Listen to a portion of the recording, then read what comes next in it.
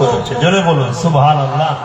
আল্লাহ নবী আবু জেহেলকে বুঝিয়েছে, আবু জেহেল তুমি তো আমাকে মক্কা থেকে তাড়িয়ে দিলে, মারতে চেয়েছিলে, আমি মক্কা ছেড়ে চলে এসেছি, তুমি আবার ইয়াসরিব মদিনাতে এসে কেন জুলুম করছো?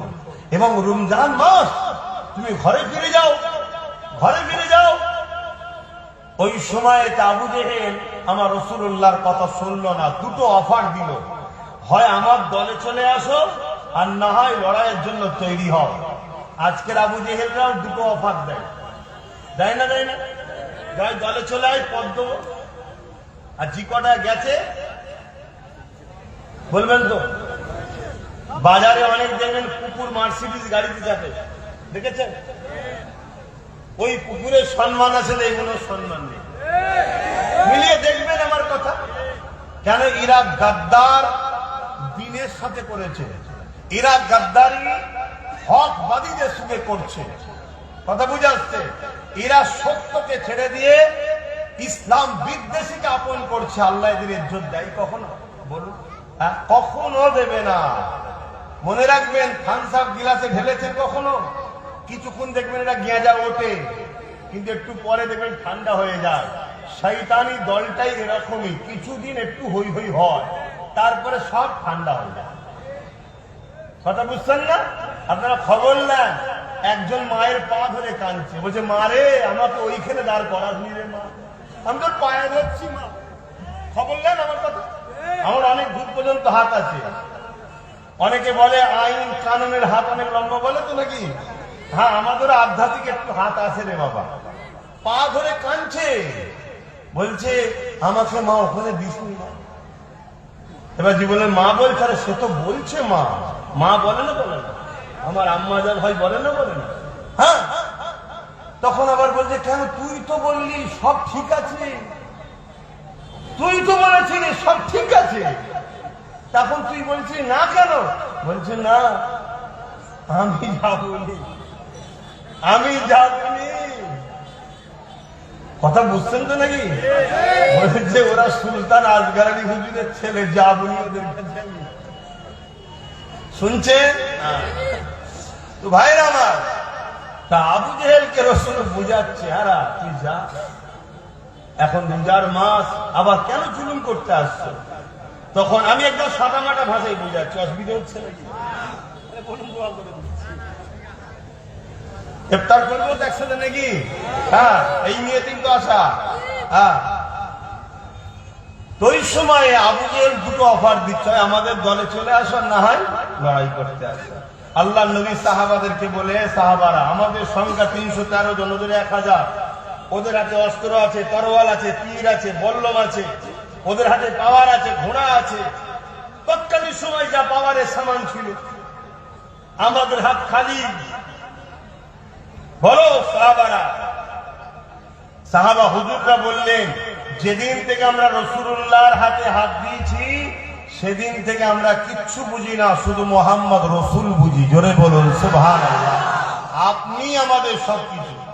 আল্লাহ নবী বললেন, বাবা সাহাবারা ওরা হলো জালিম, অত্যাচারী, খুনি, চরিত্রহীন, সন্ত্রাস। আল্লাহ ওদের সাথে নেই বাবা। ওদের দিকে যাওয়া মানে আল্লাহকে ছেড়ে দেওয়া। শুনছেন তো? অতএব ওদের দিকে যাওয়া কোনোভাবেই সম্ভব নয়। দ্বিতীয় যেটা ওরা প্রস্তাব দিয়েছে, কি মোকাবেলা করতে হবে, তবে ওদের যখন শখই গেছে, ওদের যখন শখই গেছে, বাবা সাহাবারা ডিফেন্সের জন্য তৈরি হও। সেই নবীর খানদানের ছেলে আমরাও কি আমাদের মুরিদদের শিখাবো না? কি গো, ওরা যখন জোর জবরদস্তি আমাদের মসজিদ মাদ্রাসা কেড়ে নিতে চাইছে, আমরা বারবার বুঝাচ্ছি না, বুঝাইনি? যখন কিছুতেই চাইছে না, বাবা তৈরি হও, এটা বলা দরকার আছে না? হ্যাঁ, ডিফেন্সের জন্য তৈরি তো হতে হবে, তৈরি হও। আর মনে রেখে দিও, আমাদের সামনে দুটো রাস্তা। ইমানদার তো নাকি আমরা? আর একটু কথা বলেন না, হাত তুলে দেখান। ইমানদার তো? আপনাদের কি আমার মতো কষ্ট হচ্ছে নাকি? ইমানদার তো? হ্যাঁ, ইমানদারদের সামনে দুটো রাস্তা, তিনটে নেই। নাম্বার 1 শহীদ, নাম্বার 2 গাজী। শুনছেন? নাম্বার 1 শহীদ, নাম্বার 2 গাজী। শহীদ হলেও মরতে হবে, গাজী হয়েও মরতে হবে। কিন্তু শহীদের মরণ যারা হয় তারা হলো পৃথিবীর শ্রেষ্ঠ কপালওয়ালাদের কাতারে। জোরে বলুন সুবহানাল্লাহ।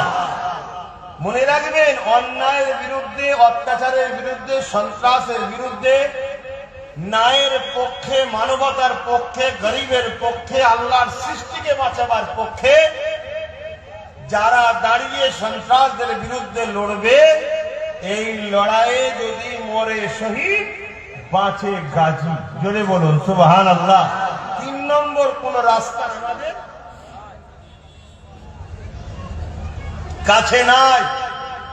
মুনাফিকদের কাছে অনেক রাস্তা আছে, ওদের অনেক রাস্তা আছে। আজ এডালে, কাল ওডালে, পরশু ওডালে, শুধু বাঁচার জন্য জার্সি চেঞ্জ করে, বাঁচার জন্য কালার চেঞ্জ করে। মুমিনের একটাই রাস্তা, রহমানের রাস্তা। জোরে বলুন সুবহানাল্লাহ। সেটা ধর্মনীতিতে হোক, সমাজনীতিতে হোক, রাজনীতিতে হোক, পরিবার নীতিতে হোক, রাষ্ট্রনীতিতে হোক, যে নীতিতেই হোক, মুমিন সর্বসময় জানে আমার একটাই রাস্তা, আল্লাহর রাস্তা, রহমানের রাস্তা। আর যে রাস্তার পথ প্রদর্শক হলো মুহাম্মদ রাসূলুল্লাহ। জোরে বলুন সুবহানাল্লাহ। সেদিন ছিল ফেরাউন শয়তানের দিকে, আর মুসা নবী ছিল রহমানের দিকে। সেদিন ছিল ইব্রাহিম নবী রহমানের দিকে, আর নমরুদ ছিল শয়তানের দিকে।